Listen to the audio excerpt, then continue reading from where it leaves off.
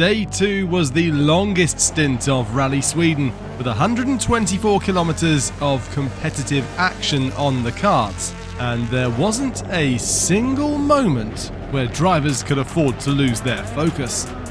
This is Adrian Fourmeau. Oh, he's lost a little bit of time there. It's so easy to do a mistake.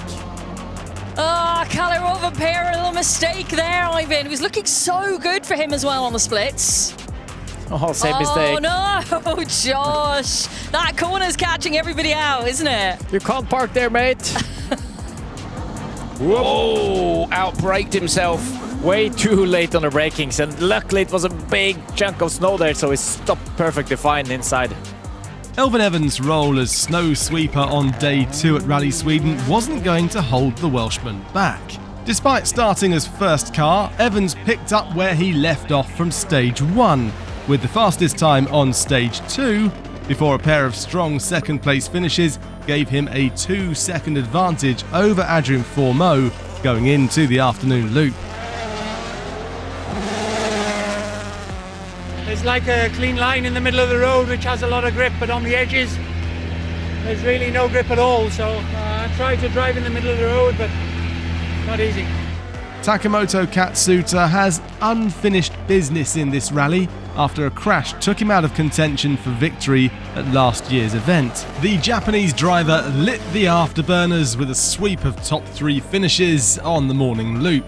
Katsuta wasn't afraid to go all out on the snow and kept the front runners well within reach, despite carrying the ballast of an extra spare wheel.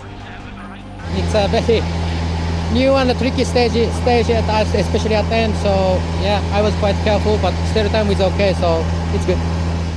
An impressive win on Stage 5 briefly overhauled Evans, but the Welsh Dragon would reclaim the top spot in the Red Barn Arena, heading into Day 3 with an advantage of just half a second over his Toyota teammate.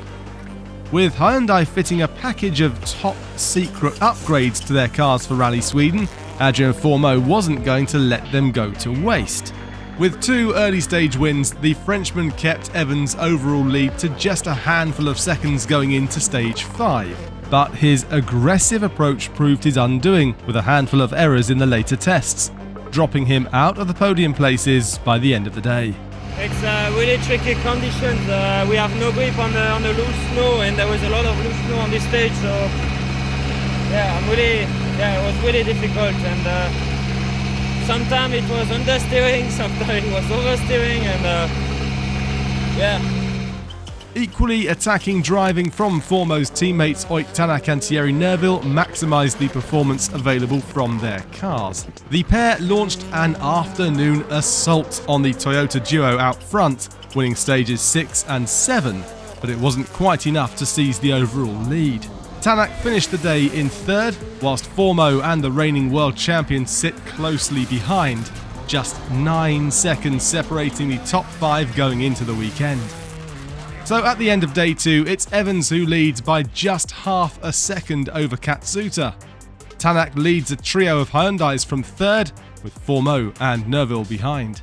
Kalle Rovanperä struggled to match his teammates for pace and drops to 6th, with M-Sport's Martin Sesks in 7th and Joshua McAlean in 8th, with Sami Pyri and Gregoire Munster rounding out the top 10. Then 4 right sharp, middle, into